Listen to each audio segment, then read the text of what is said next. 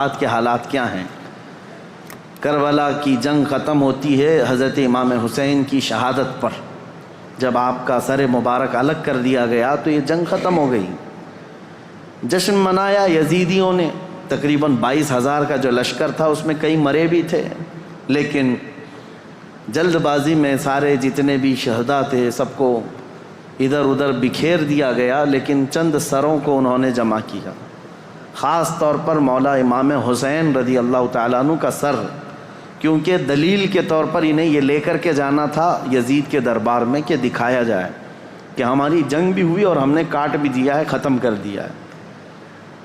کبھی کبھار انسان حیوانیت کا شکار ہو جاتا ہے اور اتنا گرتا ہے کہ جانور بھی ایسا نہیں کرتے۔ اسی لیے امام غزالی کی وہ بات یاد رکھو کہ انسان کی 3 قسمیں ہیں، کبھی افضل ہو جائے تو فرشتوں سے بھی افضل بنتا ہے، اور کبھی نیچے گر جائے تو یہ جانوروں سے زیادہ ذلیل ہو جاتا ہے۔ جانور اپنی برادریوں میں سے کسی کا ایسا بہشکار یا ایسا قتل نہیں کرتے جیسا انسان انسانیت کا کرتا ہے، انسانوں کے ساتھ کرتا ہے۔ تو بہرحال جس نبی کا کلمہ پڑھتی تھی یہ جماعت، اس نبی کے اس نواسے کو جس کو رسول اللہ بے حد محبت کرتے تھے اور جس کے متعلق یہ فرمایا تھا کہ یہ جنتی جوانوں کا سردار ہے، اس کو کاٹ کر کے لے جا رہے ہیں، سر بھی لے کر کے جا رہے ہیں ساتھ میں۔ اور جب کربلا سے نکل کر کے یہ سب سے پہلے آئے تھے کوفہ کی سرزمین، یہیں تو امام حسین کو بلایا گیا تھا کہ آپ آ جائیے، یہاں سے آپ کو امیر المومنین منتخب کیا جائے گا۔ اسی کوفہ میں امام حسین کا سر لایا گیا تھا۔ کوفہ والوں پر اہل بیت اطہار کی طرف سے ایک غضب بھی ہے، اور آج دنیا میں دھوکے کے نام سے اگر کوئی چیز جانی جاتی ہے تو کوفہ، کسی کو اگر کہہ دیا جائے کہ کوفی ہے تو ایک محاورہ ہے، مثل بن گئی ہے کہ دھوکہ دینے والے کو کہتے ہیں، کیونکہ وہ دھوکے میں مشہور ہو گئے ہیں، بہت مشہور ہو گئے۔ تو کوفہ میں جب سر لایا گیا تو لوگوں کا ایک تانتا بند گیا دیکھنے کے لیے، اور عبید اللہ بن زیاد جو وہاں کا گورنر تھا اس کے پاس سر رکھا گیا تو اس نے اس کی بے حرمتی بھی کی، کہا حسین اگر تم یہاں نہ آتے تو تمہارے ساتھ یہ نہ ہوتا۔ اس وقت مسجد میں ایک بوڑھے صحابی بیٹھے ہوئے تھے، عبید اللہ بن زیاد امام حسین کو کیا کہہ رہا تھا کہ ختم ہو گیا جھوٹا شخص بھی اور جھوٹے کا بیٹا بھی، نعوذ باللہ۔ یہ سیدنا مولا علی کو بھی گالی تھی اور امام حسین کو بھی گالی تھی۔ صحابی رسول کو برداشت نہ ہوا، 80 سال کی عمر کے تھے، مسجد میں کھڑے ہو گئے، کہا وہ ابن مرجانہ، اس کی ماں کا نام مرجانہ تھا، اس کے باپ سے لوگ جب کسی کو عربی میں گالی دی جاتی تھی تو ماں کا نام لے کر کے کہتے کہ باپ کا پتہ ہی نہیں۔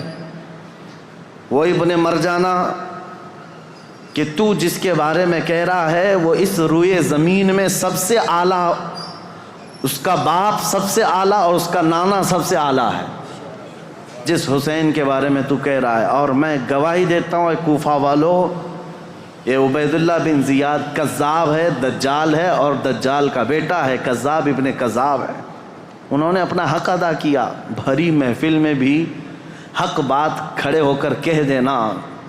عبید اللہ بن زیاد نے اس بوڑھے صحابی کو اسی مجلس میں قتل کروا دیا، 80 سال کی عمر کے تھے۔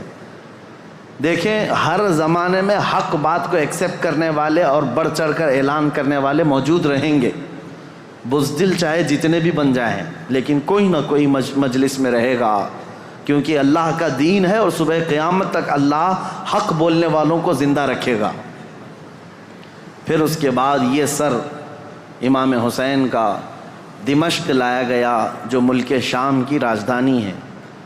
دمشق میں یزید کا تخت خلافت تھا، وہاں پہلے ہی سے لوگوں میں اعلان ہو گیا تھا کہ کربلا میں جو جنگ ہوئی اس میں لٹا ہوا قافلہ آ رہا ہے، امام حسین کو، ان کے سر کو اور ان کے خاندان کی بیویوں کو اور ان کے بیٹوں کو قیدی بنا کر لایا جا رہا ہے۔ امام زین العابدین امام حسین کے بیٹے جو بیمار تھے کربلا میں، وہ جنگ میں میدان میں نہیں اترے، بیماری کی عالم میں ویسی رہے، اور وہ بھی چل کر کے دمشق پہنچے۔ وہاں پر بتایا گیا ہے دمشق شہر میں تاشے بج رہے تھے، ڈھول بج رہے تھے، باجے بج رہے تھے، امام حسین کا سر آ رہا ہے تو ایک جلوس کی شکل تھی، لوگ اپنی اپنی برآمدوں میں آ کر چھتوں پر کھڑے ہو کر دیکھ رہے تھے کہ یہ جلوس آ رہا ہے۔ اس عجیب حال ہے کہ شاعر نے بہت اچھے انداز میں کہا ہے کہ عجیب امت ہے، قتل کیا شبیر کا وہ بھی نعرے تکبیر کے ساتھ، یعنی ایک طرف اللہ اکبر کہنے والے ہی ہیں اور اسی رب ذوالجلال کے سب سے پیارے محبوب صلی اللہ علیہ وسلم کے نواسے کا قتل کر رہی ہے امت، اور پھر اس کے بعد اس کو گھما بھی رہی ہے۔ جب لایا گیا دمشق تو یہ حالات تھے کہ باجے بج رہے ہیں، ڈھول بج رہے ہیں، تاشے بج رہے ہیں، اور یزید کے دربار میں یہ لٹا ہوا قافلہ جب پہنچا تو یزید نے مگرمچھ کے آنسو بہائے اور کہا حسین اگر تم بغاوت نہ کرتے تو یہ حالات نہ ہوتے، اور اگر میرے سامنے آ جاتے تو میں قتل کا حکم نہیں دیتا۔ یہ سب حالات لکھے ہوئے ہیں، لیکن میرے عزیزو ایک بات ہے میں یہاں پر کلیئر کر دیتا ہوں، بعض ایسے لوگ ہیں جو تحقیقات کی بنیاد پر یہ کہتے ہیں کہ یزید تو افسوس کر رہا تھا امام حسین کے قتل پر، وہ راضی نہیں تھا۔ ہم کہتے ہیں یہ قتل ہو جانے کے بعد آنسو بہانا اور راضی نہ ہونے کا ڈھونگ کرنا یہ بات الگ ہے۔ اگر یزید حقیقت میں راضی نہیں تھا تو امام حسین کے قتل کے سلسلے میں جتنے کوفہ میں گئے تھے ان کو پکڑ کر سزا بھی تو دے سکتا تھا، لیکن سزا کسی کو نہیں دی گئی۔ اس کا کیا مطلب ہے؟ ایک طرف تم رو کر کے لوگوں کو بتا رہے ہو کہ میں اس سے راضی نہیں تھا، اگر تم راضی نہیں تھے تو عبید اللہ بن زیاد، عمرو بن سعد، شمر، خولی، یہ جن لوگوں نے مولا حسین کے ساتھ ظلم کیا اور ان کے بچوں کو مارا ہے، یزید بھرے دربار میں بلا کر کہتا کہ انہوں نے میری رضا کے خلاف کام کیا ہے، رسول اللہ کے بیٹے کا قتل کیا، لہٰذا ان کا قتل ہوگا، کہیں تاریخ میں نہیں ملتا ہے۔ تو لہٰذا یہ ڈھونگ رچانا یہ ایسا ہی ہے میرے عزیزو کہ صرف اتنا بیان دے دینا کہ ہمیں کھیت ہے، ہمیں افسوس ہے، یہ تو پولیٹیشین جیسے آج بھی کرتے ہیں، سیاسی لوگ، قتل ہو جائے پورا کا پورا گاؤں جل جائے، اس کے بعد تم ایک اسٹیٹمنٹ دے دو کہ ہمیں کھیت ہے، ہمیں افسوس ہے اس بات کا، تو کیا اتنا کہہ دینے سے ساری چیزیں ختم ہو جائیں گی؟ اسی لیے میں نے تقریر کی شروع میں ہی کہا لمحے نے خطا کی صدیوں نے سزا پائی۔ کبھی ایک لمحہ خطا ہو جاتی ہے اور اس کی سزا قیامت تک قائم رہتی ہے، یہی یزید نے کیا۔ 3 سالہ دور تھا اس کا، صرف تاریخ میں موجود ہے، اس کی حکومت صرف 3 سال چلی، لیکن ان 3 سالوں کے اندر جو اس نے ہولناک یہ حادثہ کیا ہے تو اس کی مذمت اور اس کی وجہ سے اس پر لعنت یہ صدیوں تک جاری رہے گی۔ امام حسین کا سر مبارک جب آیا وہاں پر تو عجیب حالات تھے، کچھ صحابہ بھی وہاں موجود تھے، انہوں نے یہ روایت بھی بیان کی ہے۔ دمشق کے دربار میں جب امام حسین کا سر لایا گیا اس وقت سیدہ زینب رضی اللہ تعالی عنہا نے ایک خطبہ دیا تھا وہاں یزید کے دربار میں، پردے میں تھیں لیکن انہوں نے حالات بیان کیے تھے، وہ کرب ہے، وہ درد ہے ان کے خطبے میں، انہوں نے جھنجھوڑ رکھا تھا، حتیٰ کہ جو یزیدی دربار میں کھڑے تھے وہ بے اختیار رونے لگ گئے تھے، چاہے جیسا بھی پتھر دل ہو لیکن پگھل گیا تھا۔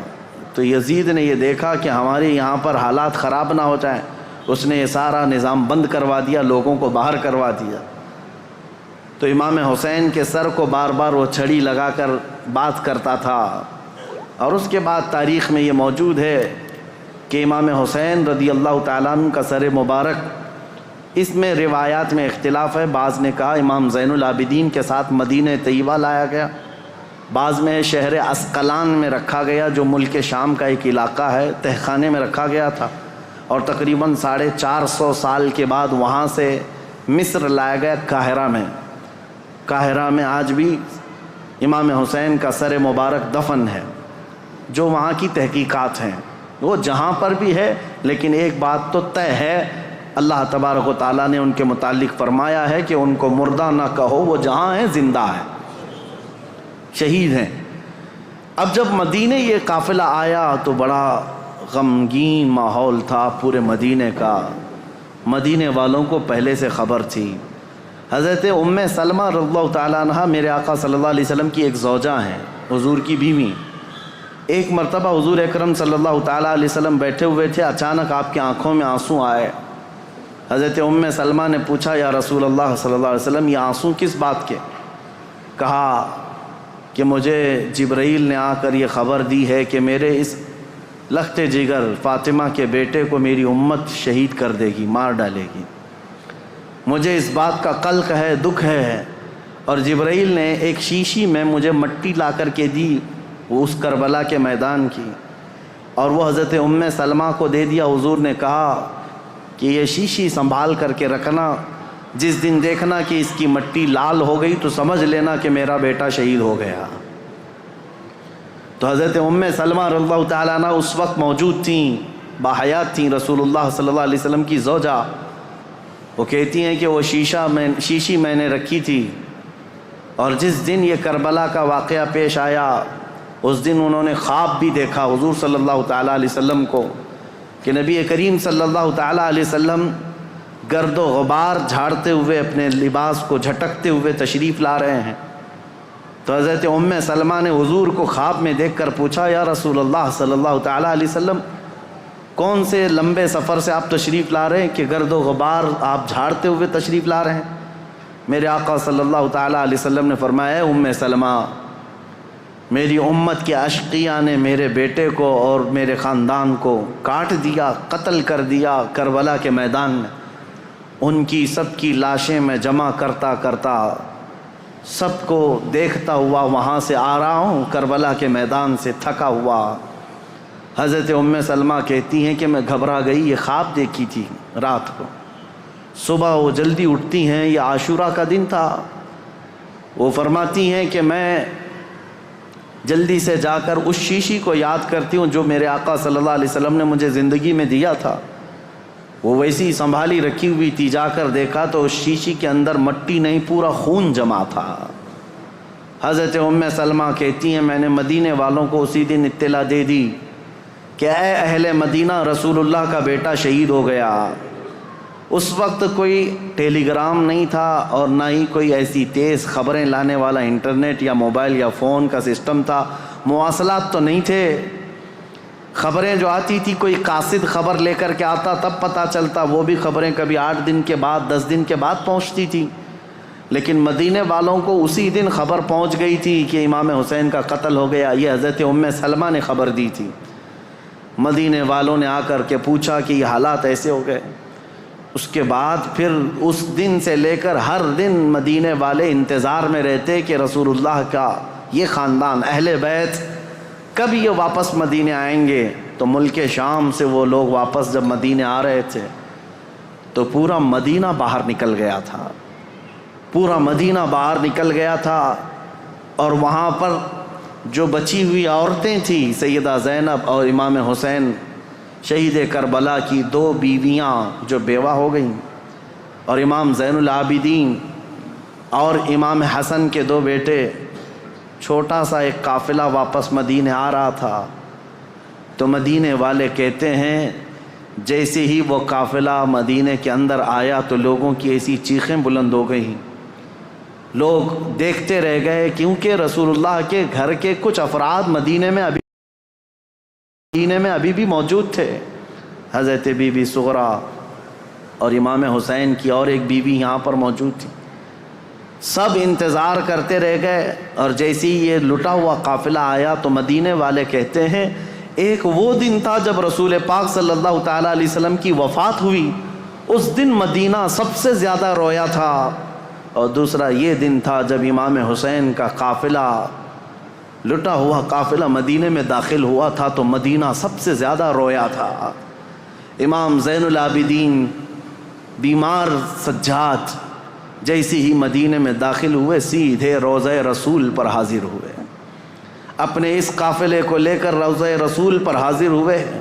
لوگ دھاڑے مار مار کر روتے تھے۔ امام زین العابدین کربلا کی پوری داستان رسول اللہ کو سنا رہے تھے کھڑے ہو کر، کہہ رہے تھے یا اللہ کے رسول، نبی محترم، نبی محتشم، آپ کے اس لاڈلے نواسے کو جو آپ کے کندھوں پر بیٹھ کر سواری کرتا تھا، آپ کا وہ لاڈلا نواسا جو آپ سجدے میں جائیں تو پیٹھ پر سوار ہو جاتا تھا، اس لاڈلے نواسے کو اشقیاء کی جماعت نے بغیر پانی دیے، بغیر کھانا دیے ذبح کر دیا۔ اے اللہ کے رسول، ہم نے اپنی آنکھوں سے دیکھا ہے آپ کے اہل بیت اطہار میں سے 6 ماہ کے علی اصغر کو بھی انہوں نے تیروں سے چھلنی کر دیا۔ آپ کے گھر کے ہر جوان بچے کو گھوڑوں پر سے دوڑا کر کے ان کی لاشوں کی بے حرمتی کر دی۔ جب امام زین العابدین رو رو کر کے یہ بیان کرتے تو مدینہ، جتنے لوگ تھے مدینے کے وہاں موجود، سب چیخیں بلند ہو گئی۔ کئی لوگ تو وہاں غش کھا کر گر گئے تھے اس غم کی داستان پر۔ اس کے بعد امام زین العابدین جب تک زندہ رہے، کبھی ان کو کسی نے ہنستے ہوئے نہیں دیکھا، کبھی مسکراتے ہوئے نہیں دیکھا۔ بعض روایتیں بتاتی ہیں کہ امام زین العابدین رضی اللہ تعالیٰ عنہ کو لوگ ہنسانے کی کوشش کرتے ہیں، کہتے کہ وہ حالات ہو گئے ختم، اب تو آپ معمول کے حالات پر آ جائیں۔ آپ یہی فرماتے کہ جس کے سامنے اس کے گھر کے سارے افراد کو 3 دن کی پیاس اور بھوک کے بعد ٹکڑے ٹکڑے کر دیے گئے ہوں، اور تم اس شخص سے ہنسنے کی امید رکھتے ہو، اس سے مسکرانے کی امید رکھتے ہو۔ امام زین العابدین کو کبھی کسی نے مسکراتے نہیں دیکھا۔ کبھی وہ کسی قصاب کی دکان کے پاس سے گزرتے تو روتے کھڑے ہو جاتے ہیں۔ قصاب دکانوں پر جیسی امام زین العابدین آتے، گوشت پر چادر اڑا دیتے تھے، اور لوگ یہ کہتے کہ وہ کچا گوشت دیکھتے ہیں تو رو پڑتے ہیں کہ میرے گھر کے خاندان کے سارے افراد کا گوشت اسی طرح سے بکھرا ہوا تھا۔ وہ کسی ذبح کرتے ہوئے جانور کو دیکھتے تو رو پڑتے تھے، ان کی آنکھوں سے آنسو نکل آتے، اور یہی کہتے کہ لوگ تو جانوروں کو پانی پلا کر ذبح کرتے ہیں، میرے باپ کو لوگوں نے 3 دن کی پیاس کے بعد ذبح کیا تھا۔ تو ان کے غم کے برابر تو میں سمجھتا ہوں دنیا کا غم ہی نہیں ہے امام زین العابدین کا۔ لیکن میرے عزیزو، قرآن کی یہ آیت بالکل برحق ہے۔ میرا مولا فرماتا ہے وَمَا اللَّهُ بِغَافِلٍ عَمَّا يَعْمَلُ الظَّالِمُونَ، اللہ ظالموں کے کام سے غافل نہیں ہے، بے خبر نہیں ہے۔ ہر ظالم اپنے انجام کو پہنچے گا ضرور۔ حالات کروٹ لیتے ہیں۔ یزید کا دور حکومت ختم ہو گیا، اس کے بعد یزید کا بیٹا معاویہ تخت نشین ہوا۔ 6 مہینے صرف خلافت چلی، اس کے بعد یہ خاندان کی وراثت ہی ختم ہو گئی۔ معاویہ کے بعد، یعنی یزید کا بیٹا جو معاویہ تھا، اس کے بعد پھر اس خاندان میں خلافت ہی ختم ہو گئی۔ مروان کی حکومت چلی، مروان کے بیٹوں کی حکومت چلی، لیکن اس اثنا میں ایک شخص مختار ثقفی نام سے کوفہ کی سرزمین سے ابھرتا ہوا ایک نوجوان نکلا۔ وہ اہل بیت کا جانثار تھا، محب تھا، چاہنے والا تھا۔ وہ کوفہ کی ساری طاقت و قوت کو اس نے جمع کر لیا، اور اسی دن سے اس نے طے کیا کہ رسول اللہ کے خاندان کے ساتھ جو ہوا ہے میں اس کا بدلہ لے کر کے رہوں گا، میں کفارہ ادا کروں گا۔ تھا تو کوفہ کا رہنے والا، اور اس نے اپنی پوری مجتمع طاقت کو لے کر وہاں کی سارے لوگوں کو جمع کر لیا۔ اس کے بعد پھر ایک بعد دیگرے لوگوں کو ڈھونڈنا شروع کیا، اور جو تاریخ ہے میرے عزیزو، اس نے پیچھا کیا سب سے پہلے اس شمر کا جس نے امام حسین کی گردن الگ کی تھی۔ اور ایک لمبا واقعہ ہے، میں مختصراً یہ بتاتا ہوں۔ وہ شمر چھپتا چھپاتا کوفہ چھوڑ دیا، جا کر کے ایک کھیتی میں رہنے لگا، اور اس کے بعد پھر وہاں سے بھی چھپ کر کے کسی کسان کے ساتھ رہتا تھا۔ لیکن مختار ثقفی نے قسم کھا لی تھی کہ ہر اس شخص کو میں قتل کروں گا جو کوفہ سے نکل کر کربلا کے میدان میں امام حسین کے مقابل میں گیا تھا، اور جتنے گئے ہوئے تھے ان کو چن چن کر کے وہ قتل کرتا گیا، مارتا گیا۔ اور اس کے بعد پھر شمر مل گیا، اس کو اس نے اتنی بری طرح سے قتل کیا کہ اس کے ٹکڑے بکھیر دیے، اور اس کے بعد کتوں کو کے سامنے اس کے ٹکڑوں کو ڈال دیا جو امام حسین کا قاتل تھا۔ پھر خولی بن یزید تھا ایک شخص، اور ایک شخص تھا جو امام حسین کے جسم اقدس پر پیر رکھ کر کے ان کو گرایا تھا، وہ تو پہلے ہی مر گیا۔ تو مختار ثقفی نے کہا کسی بھی کوفی کو مرنے کا بھی حق نہیں ہے بغیر سزا لیے ہوئے۔ اس نے اس کی قبر کھدوا دی اور اس کے بعد اس کی لاش کو جلوا دیا، کہا یہ عبرت ہے لوگوں کے لیے۔ اور اس کے بعد عبید اللہ بن زیاد جو گورنر تھا، اس کی جنگ ہو گئی ابراہیم ایک اور گورنر بصرہ کے گورنر کے ساتھ، اور وہ حاوی ہو گیا، عبید اللہ بن زیاد کی فوج ماری گئی۔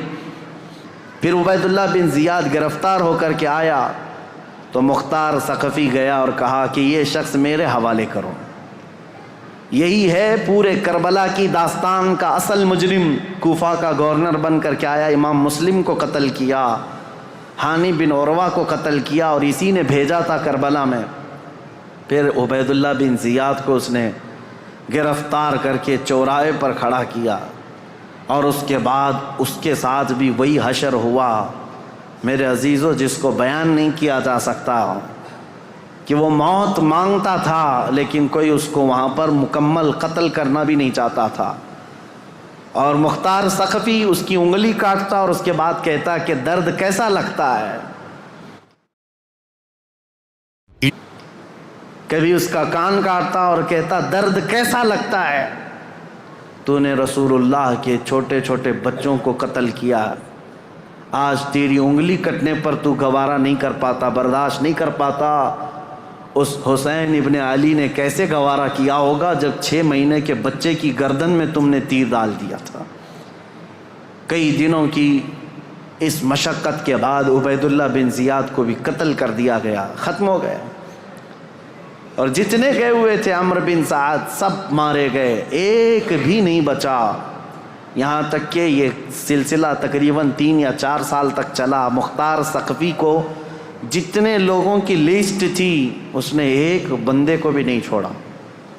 اسی لیے یہ تاریخ میں بات رقم ہے کہ کربلا کے میدان میں جتنے بھی مقابل میں آئے تھے، عبید اللہ بن زیاد کی اغوائی میں آنے والی یہ پوری جماعت 22,000 کی، ان میں سے ایک شخص بھی نہیں بچا، اور تاریخ میں ساتھ یہ بھی لکھا گیا ہے ان میں سے کسی ایک کی نسل بھی نہیں چلی، کسی ایک کی نسل بھی نہیں چلی۔ اب یہاں دیکھیے تاریخ کا کیسا عجیب منظر ہے، 22,000 ختم ہو گئے 4 سال کے اندر اور نسل بھی نہیں چلی، اور امام حسین کے ٹکڑے کر دیے گئے، لیکن نسل 14 صدیوں سے اب بھی چل رہی ہے، اب بھی چل رہی ہے۔ حسینی سادات ہر جگہ موجود ہیں میرے عزیزو۔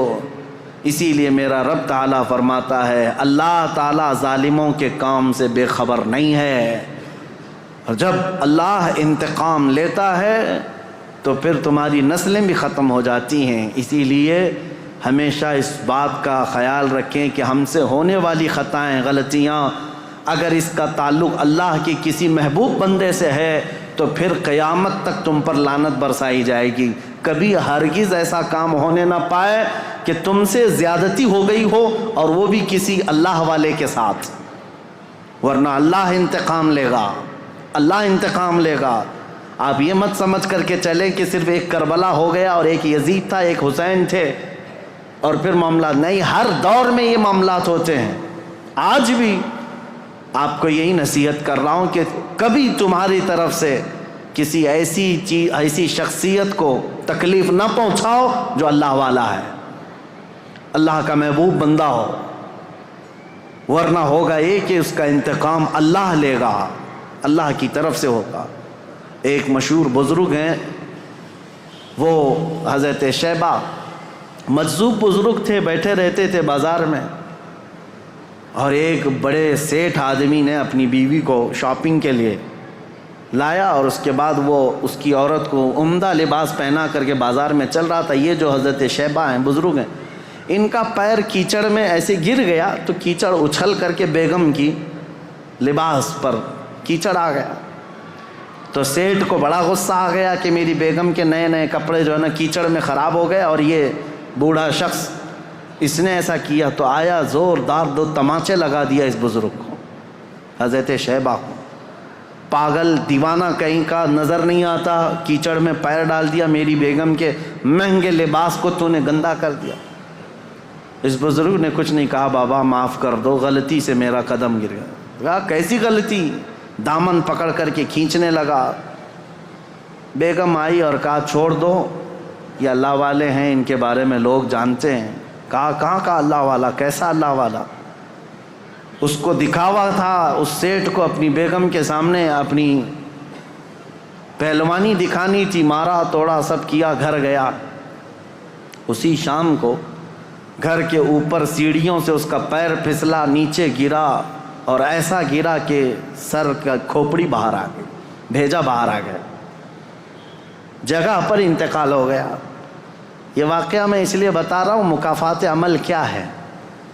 اس کی بیگم نے ہلہ کرنا شروع کیا کہ یہ معاملہ اسی وجہ سے ہوا، آج اس بزرگ کو اس نے مارا، اسی وجہ سے میرا شوہر آج مر گیا۔ لوگ جمع ہوئے، سب کے پاس یہ عورت یہی کہتی تھی کہ اسی وجہ سے ہوا ہوگا، اسی وجہ سے ہوا ہوگا۔ لوگوں نے کہا چلو ہم پوچھتے ہیں ان سے، کیا آپ نے ایسی بد دعا کر دی اس بندے کو کہ مر ہی گیا بیچارہ؟ تو ایک حلوائی کی دکان پر یہ بیٹھے ہوئے مل گئے، لوگ آئے جو ذمہ دار تھے گاؤں کے، کہا کہ بابا اس نے 2 تھپڑ کیا لگائے، آپ نے اس کو ایسی بد دعا کر دی کہ اس کی تو جان چلی گئی، وہ تو ختم ہی ہو گیا۔ کہا کیسے ہوئے؟ لوگوں نے بتایا سیڑھیوں سے گرا اور نیچے گرا تو بھیجا ہی باہر آ گیا، مر گیا۔ اس بزرگ نے کہا اللہ کی قسم، اللہ گواہ ہے میں نے کوئی بد دعا نہیں کی، اللہ کی قسم دیتا ہوں، تم مجھ سے جو حلف لینا چاہو لے لو، میں نے کوئی بد دعا نہیں کی ہے۔ لوگوں نے کہا لیکن اس کی عورت تو یہی کہہ رہی ہے کہ آپ کو آج اس نے مارا تھا 2 تھپڑ اور آپ کی بد دعا سے وہ ہلاک ہو گیا، پھر ایسا کیسے ہو گیا ہے؟ اس بزرگ نے ہنستے ہوئے کہا کہ بیٹا بد دعا تو میں نے نہیں کی، میں تو معاف کر دیا، لیکن دستور ہے دوست کو پہنچی ہوئی تکلیف دوست برداشت نہیں کرتا۔ میں تو معاف کر دیا، میرا دوست جو اللہ ہے وہ گوارا نہیں کرتا، اس کے کسی ولی سے تم نے دشمنی کی تو خود فرماتا ہے میں اس کے ساتھ جنگ کا اعلان کرتا ہوں۔ اسی لیے ہمیشہ اس بات کا لحاظ رکھیں میرے عزیزو، ہمارے کسی عمل سے اللہ والوں کو تکلیف نہ ہو۔ دیکھو رسول اللہ کے اہل بیت یہ اللہ والے تھے، امام حسین، تکلیف پہنچی تو آج تک وہ یزیدی ذلیل ہیں اور لعنت کے پھٹکار ان پر برس رہے ہیں اور صبح قیامت تک ہوتے رہیں گے انشاءاللہ۔ لمحے نے خطا کی، صدیوں نے سزا پائی۔